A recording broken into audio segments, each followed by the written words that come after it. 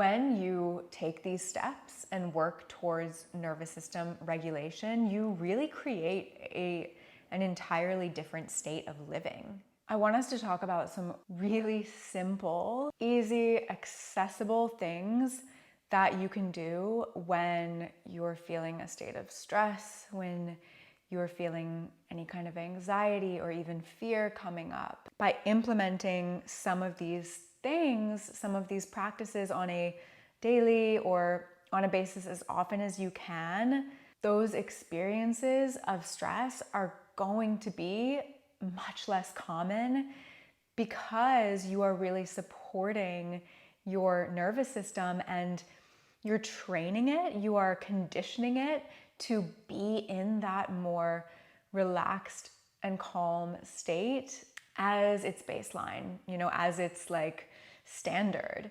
So that's really the goal. And of course, we're human. We're always going to have those moments of stress and stuff is going to happen and things are going to come up. And so some of these practices are great for those moments, but you know what? Let's just dive in and let's go through some practices that you can utilize to really calm and nourish your nervous system and just bring yourself back into that space of safety and relaxation and peace. Really, really quickly, for anyone who is not familiar with the terminology, the specifics behind all of this, I think it's important to understand. So the nervous system, think of this as like your body's command center. Your nervous system connects your body and your mind and really guides everything that you do. Originating from your brain, the nervous system has two main parts. The central nervous system, which is made up of your brain and your spinal cord, and then the peripheral nervous system, the nerves that are extending from the central nervous system to all other parts of the body. So within the peripheral nervous system, you have the voluntary. So all of the voluntary things that we do, we're in control of these different movements and things that we do throughout the day, and the autonomic nervous system. And the autonomic nervous system is what is controlling the unconscious. So they're controlling all of our organs, all of these different processes within the body, breathing, our heart beating, our digestion, our blood pressure, and so much more. Just all of the things that are involuntary, all of the things that we don't really think about, but they are still happening. And so then finally, diving a little bit deeper, within the autonomic nervous system, we have two branches that work together to bring balance to the body. And those are the parasympathetic nervous system and the sympathetic nervous system. The sympathetic nervous system is what is happening when we think of this idea of fight or flight, right? So it is our body's response to some kind of stressful situation. And then the parasympathetic nervous system is rest or digest. So it is the body coming back into a state of relaxation once this threat has actually passed. So it is so much a balancing act because, of course, we are going to have moments in life where we go into stressful states, but if we are balanced and if our nervous system is regulated, then the parasympathetic nervous system is able to quite efficiently and quite quickly bring us back to that more restful and relaxed state after the stressor has passed. The problem that we see arising so often in today's world with all of the stressors that we have is people are in a constant state of fight or flight. In this kind of state of dysregulation, the sympathetic nervous system is dominant and the parasympathetic nervous system is really struggling to calm us back down, to bring us back into that state of relaxation and calm and safety. And so we are stuck essentially in this fear state long after the actual threat or stressor has passed. So the answer to coming back to this balanced state is to regulate the nervous system.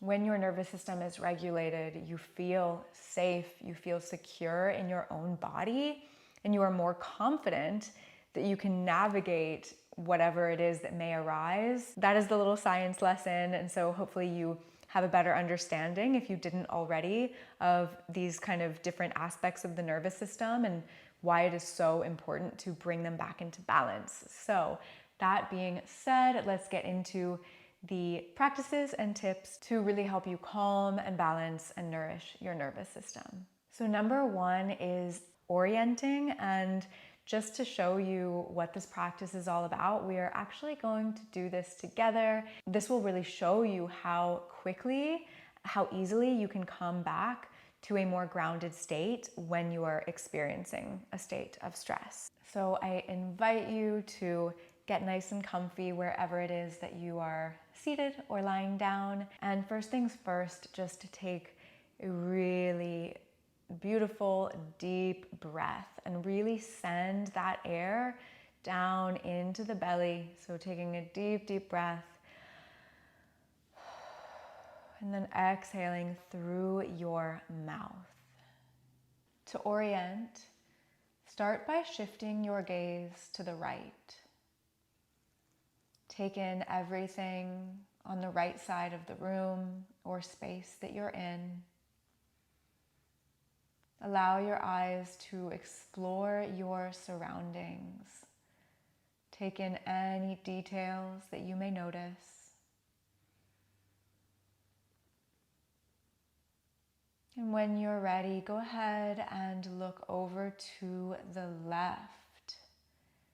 And just take a moment to absorb what's on the left side of your space. Taking note of any little things that you see around you. Observe the colors, shapes, textures of objects nearby. Pay attention to the play of the light and the shadows.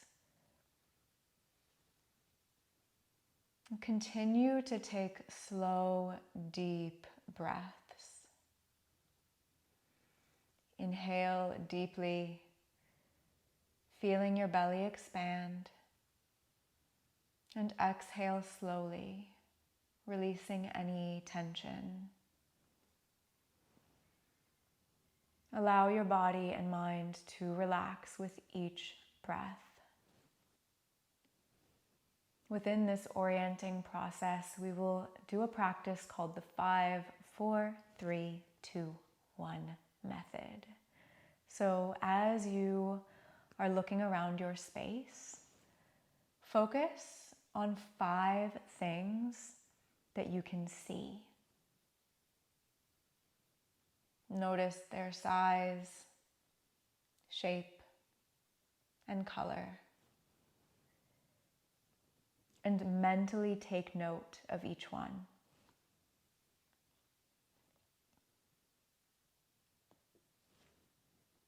Now focus on 4 things that you can touch.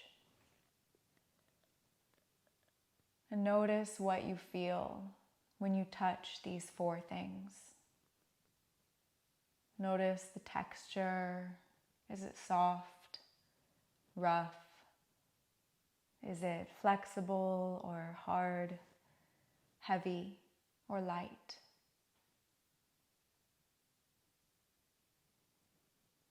Now focus on 3 things you can hear. You may notice yourself hearing the loudest sounds first. Maybe someone talking, music in the background, maybe even my voice. But challenge yourself to listen to the more quiet sounds. that tend to be unnoticed in the background. This will help you become more mindful and isolate those sounds from the rest of your environment. Notice which sounds bring you to a sense or a space of calm and comfort.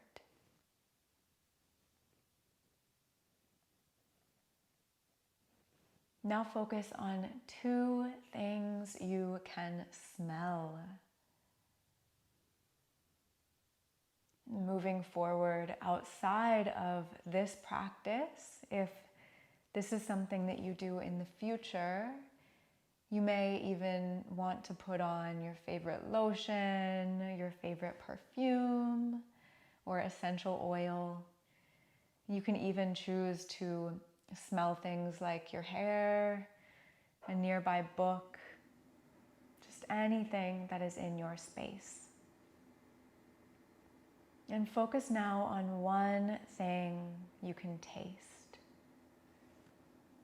Again, in the future, you could even pop in some gum or a mint or even a delicious piece of dark chocolate, or even taking a sip of a nourishing drink or tea. But if you don't have anything nearby to create a noticeable taste, simply be mindful of what the inside of your mouth tastes like.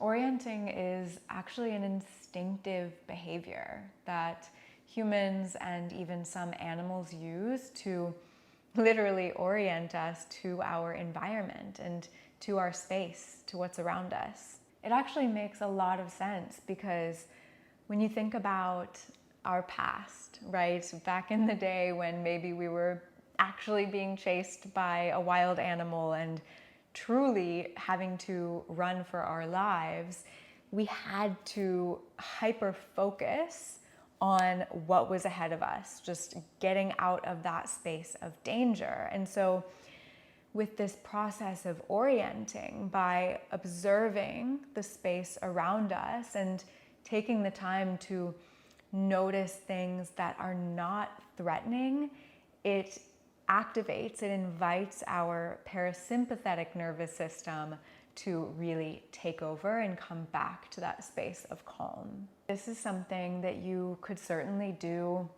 in a moment when you are actually experiencing some stress or anxiety or fear, but this is also a practice that you absolutely could do various times throughout the day just to remind yourself and just to tap back into that relaxed state. The second practice is meditation and or breath work.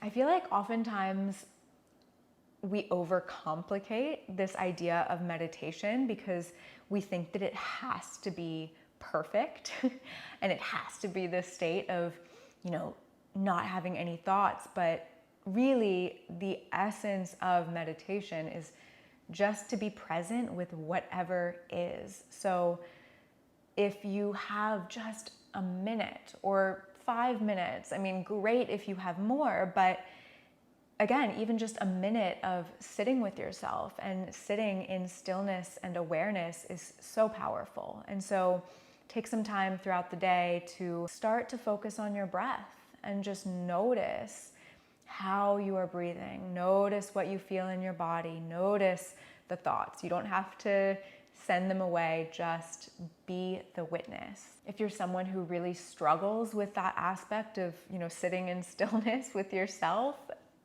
that is okay.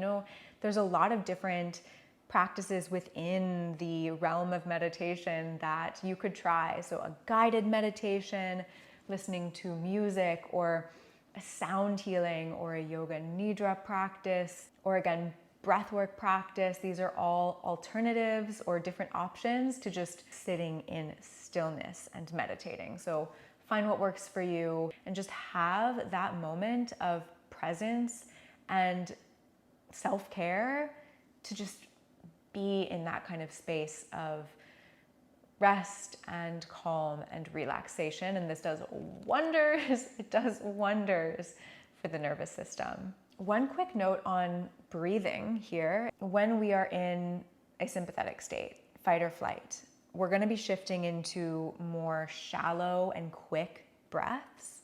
And so to shift into that parasympathetic state, what we really want is to lengthen the breath, to take deeper and longer breaths, and specifically to lengthen the exhale. Even something as simple as a deep sigh, like truly just sighing, is very helpful for activating the parasympathetic nervous system.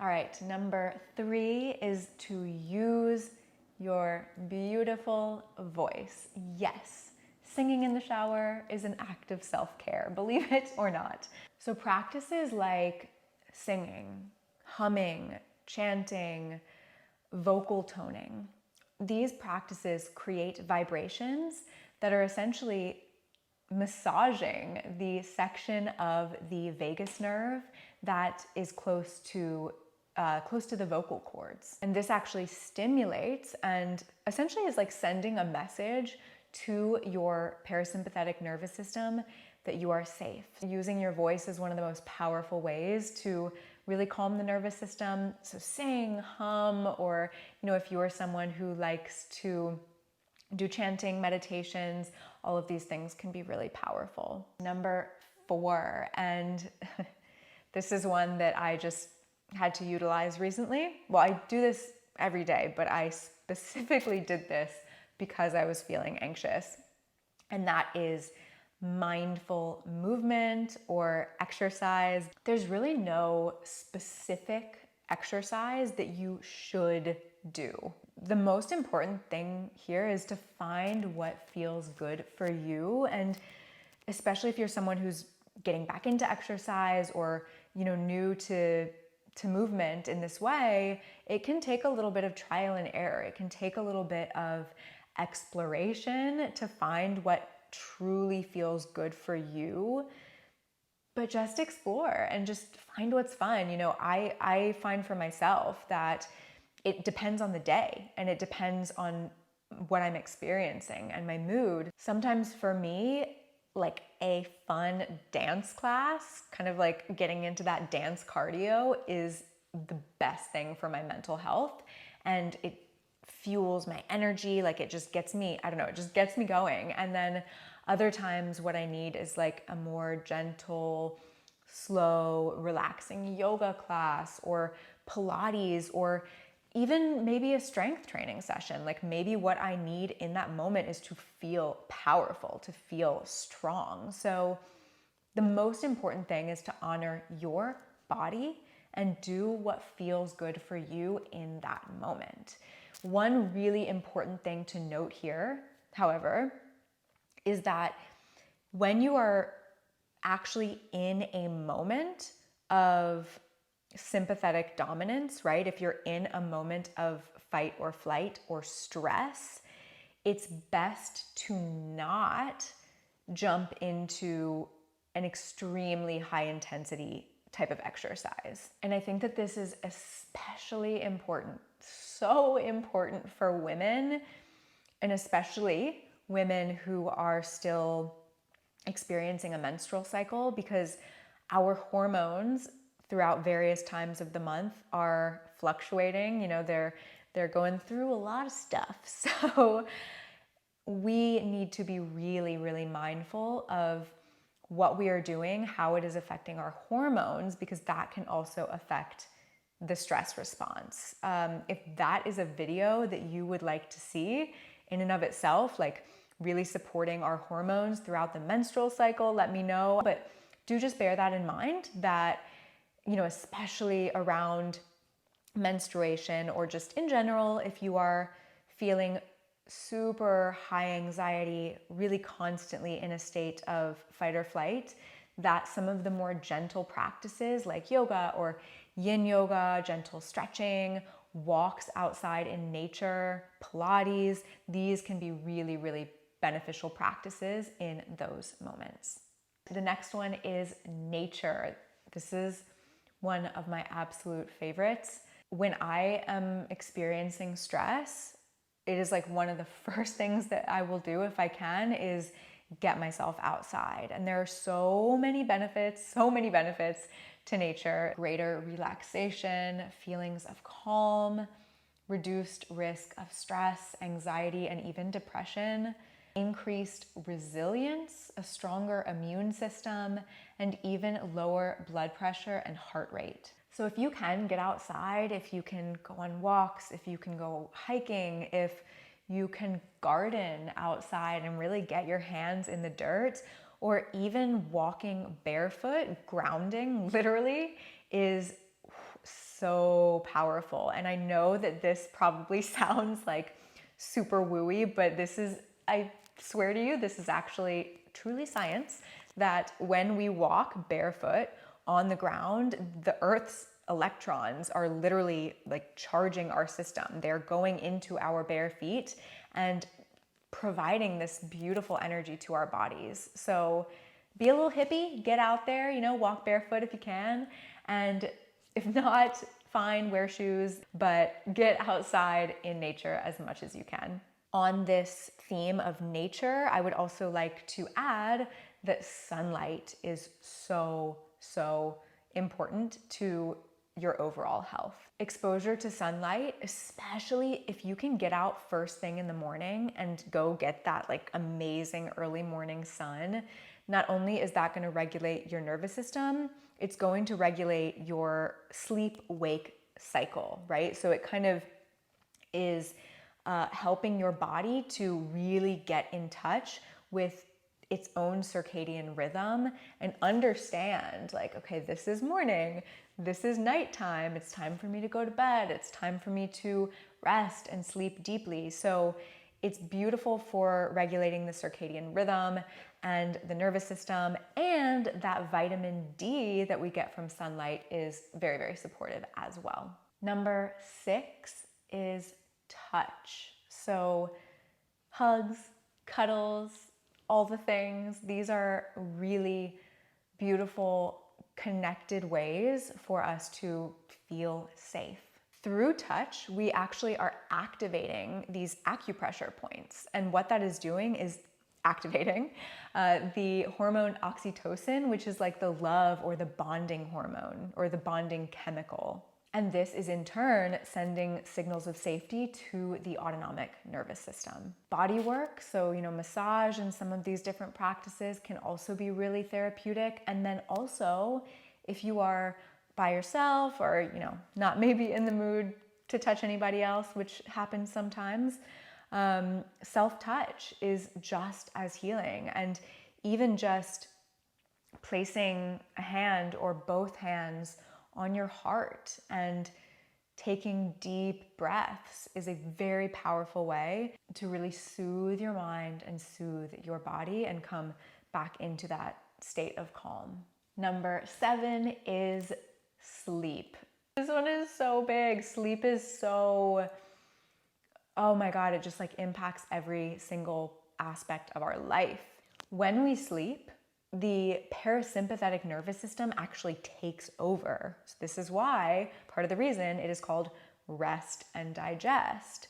So it's essential that we get that time. So if you are someone who notices that you're having a hard time falling asleep, it might be because you are in this kind of activated sympathetic state. And so your body is having a hard time shifting into the parasympathetic, into the rest and digest. The mind is racing, or even if the mind isn't racing, there's just so much going on internally and we're having trouble falling asleep. So a couple things you could do, you could practice meditation, specifically a sleep meditation or a yoga nidra. And I have a few of those on my channel, so feel free to check those out. You could even use a weighted blanket. This is something that can really help to support us and physically make us feel more grounded and more safe. So that will help shift into the parasympathetic state. And another thing that might make some people not like me very much, but it is really important, is to avoid alcohol before bed. I know, okay, I'm sorry, don't shoot the messenger, but alcohol is going to make it much more challenging for us to get that deep sleep that we so desperately need. I know that sometimes people might think like, well, I need alcohol to fall asleep. But what I would recommend, if that is something that you are experiencing, is to shift to something like a really calming tea and drink that before bed instead. It kind of helps to still have something to hold on to, still have something to drink, but to avoid the alcohol, because that is just going to disrupt your sleep even more. Speaking of drinks, and you're probably going to hate me for this one too, but another thing that can be very beneficial if you are someone who is in a more constant state of stress is to assess or shift your relationship with caffeine or with coffee. Caffeine and coffee can be really stimulating to the nervous system. If you are someone who is drinking coffee and you feel those jitters, or you like notice that little bit of anxiety, and again, if you are just in a constant state of stress, maybe now is the time to take a break from coffee. You know, maybe once you start to regulate your nervous system, you could slowly bring it back in and see how you feel. But this could be a really good time to take a pause and see how that affects you. If you are somebody that's just like, absolutely not, how dare you, I am drinking my coffee and you will never change that, then let's talk about just a couple ways that you can continue to have your relationship with coffee, but in a more nourishing way. So number one, please have breakfast before you drink your coffee. Again, this is super important for women who are going through their menstrual cycle still. You know, at various stages of the cycle, we're more sensitive to caffeine. So best, and for your blood sugar as well, best to have food before you drink your coffee. And this can help as well, just because then you're waiting a little bit longer, and it is more beneficial for our stress hormones to not wake up and immediately have that cup of coffee. So if you can wait a little bit, then that's super helpful. Also, obviously not overdoing it. So, you know, if you're having 1 or 2 cups of coffee a day versus 3, 4, 5, 6, 7, 8, right? So not overdoing it. A quick note here on decaf coffee. If you are going to shift to decaf, it's really important to make sure that it is from a brand that is using a non-chemical based method of decaffeination. Okay, so a lot of times in the process of making decaf coffee, there's this chemical process involved, and the outcome is essentially like a coffee that's even worse because of the chemicals than the coffee that has the caffeine. So you do want to be careful there, looking into maybe organic decaf coffee. And if you really, really want to try something different, there are actually some really beautiful herbal coffees. So it's not actually from the coffee bean, but using different herbs that have a similar taste and texture and aroma. So that is an option as well. You could even try like a turmeric latte, or I know, a lot of people nowadays are going for matcha. So finding something that you enjoy that is an alternative. But again, if you're gonna be someone who sticks with the coffee, look, I get it, I understand. Try to just maybe start to implement some of these different options with your coffee consumption to have it be a little bit less stressful on your system. All right, last, but definitely not least. In fact, this is just vital to our overall health and well-being and happiness, and that is social support and connection. I really believe that one of the main causes of our suffering and pain and anxiety and all of these things that we're dealing with in today's world it really stems from a place of disconnection, and that can be in different areas. It can be disconnection from ourselves. It can be disconnection from others, from nature, from something beyond ourselves.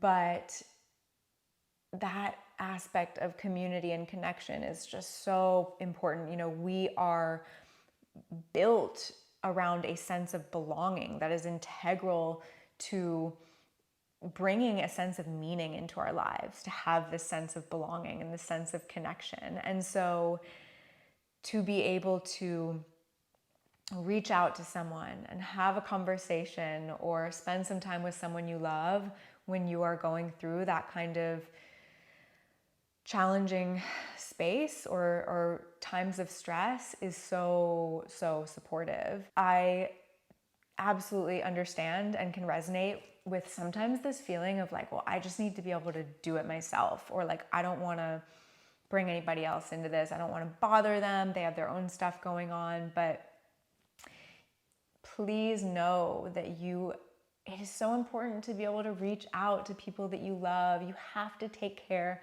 of yourself, and you do not have to do it alone. You don't.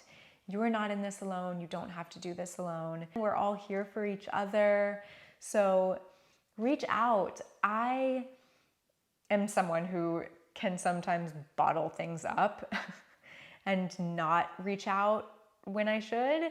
And I can't even tell you how much of a release it can be when you finally allow yourself to do that, because it is like you feel safe. You truly feel safe. I had a conversation with someone the other day. They just asked me how I was doing. And I told them. I really got so emotional, and I was honest, and I told them what was going on, and it was just this like release of emotion that I had been holding in. It made me feel so much better. Sometimes we just need a good cry. That's another thing, is like, there's no shame around breaking down sometimes. Like, maybe that's exactly what we need, is to just break down, have a good cry, let it all out, release it, right? Like, emotion is energy in motion. We have to let it flow. We have to let it out sometimes and not keep it all bottled up. So have a good cry, connect with people that you love, share what's on your heart, speak your truth. Oh my God, that's another thing, is like, I genuinely believe that some of our greatest pain is just this unspoken truth that we have caged up inside of us. So what do you need to say? Who do you need to say it to? Maybe it's just yourself. Maybe you need to be truthful with yourself. Maybe it's someone else. Maybe it's a relationship. Maybe it's a parent. Maybe it's a child. Who do you need to be honest with? And what are the words that you need to share that you have not yet spoken? Again, it goes back to using our voice. This is so powerful. It's all connected. It really is all connected. So now that I have totally lost myself and have no idea where I was going with this, we're meant to feel safe. We are meant to feel good. We're gonna have moments, but to be able to come back to that state of groundedness and balance that is truly the essence of who we are.